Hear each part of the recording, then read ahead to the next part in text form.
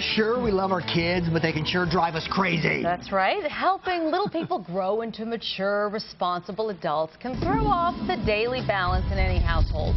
Every week, Kim Jacobs, the host of the Daily Balance, joins us, and we always want to know how she does it with 5 kids. And it turns out a lot of you have questions for Kim as well. Kim, good morning. Good morning. So we took questions from viewers because there are a lot for you. Absolutely. They want some advice. First of all, we're going to start with Crystal.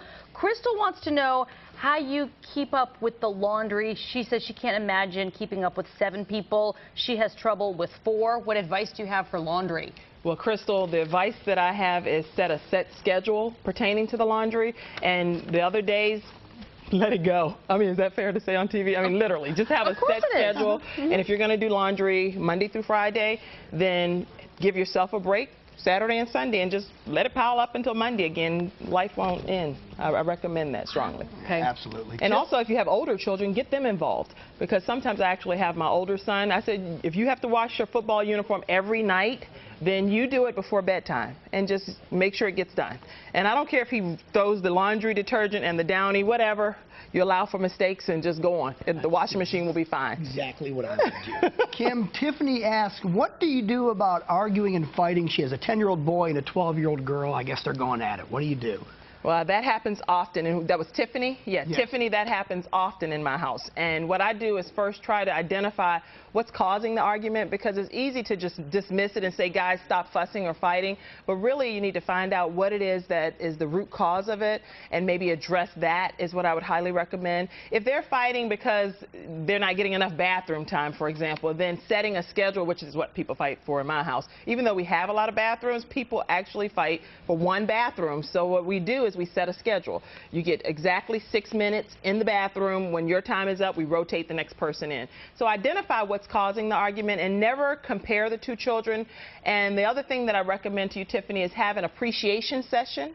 And what I do is actually have a time during family time where each child goes around and says something nice about the other child, what they like or appreciate the most about that child, and that somehow makes them like each other better for a week.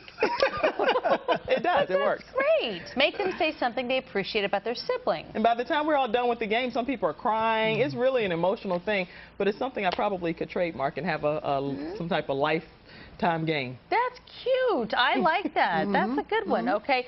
The next question comes from Jill. Jill says that bedtime is a challenge for her 4-year-old. She gets up 10 times a night for all kinds of different reasons. She wants to know how you suggest handling that. The 4-year-old who won't stay in bed. Yeah.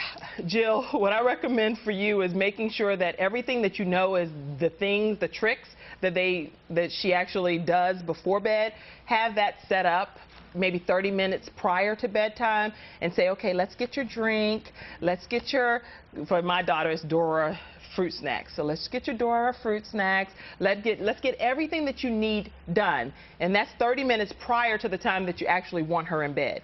And then once bedtime occurs, just when she comes out, gently remind her it's time to go back to bed, and maybe even going into the room with her, which is going to put a strain on you for a few days, but it will work in the long run if you go and stay in the room and make sure she stays in the room and gets the rest. Our 3.5-year-old Ethan does that all the time. And my children. I mean, well, my wife handles it. You know what we did at one point?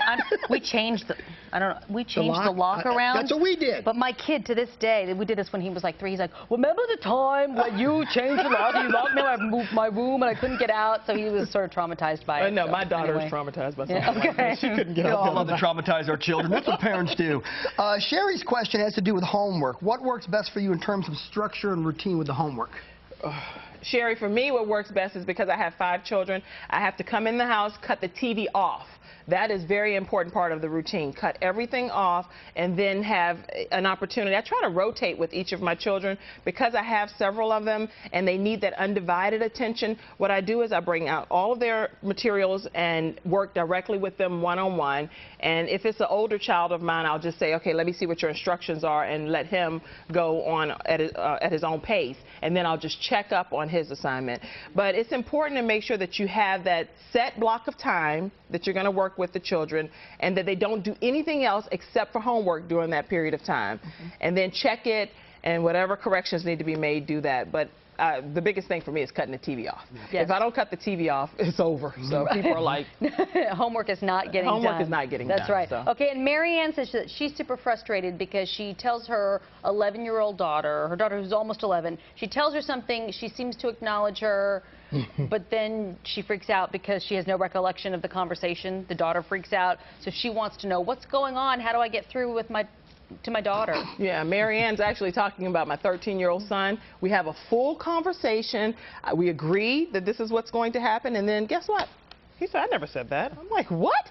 What I recommend for you is to have a conversation and write down what it is that you're desiring to have happen. For me, it's just literally having my son take the trash out and walk the dog during a set block of time, because if not, the dog's going to use the bathroom in the house. So I need to make sure that he knows those things. And in your case, Marianne, whatever it is, write it down, what you all agreed upon, hand the note to the child, and have the child sign it saying that they understood that that's what happened. And when they get amnesia, pull out that note and say, is this your signature, dear child? That's good. And of course, it is their signature, and there is no amnesia.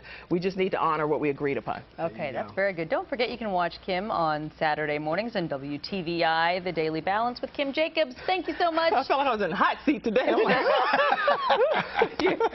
You did great. Thank you. Great advice.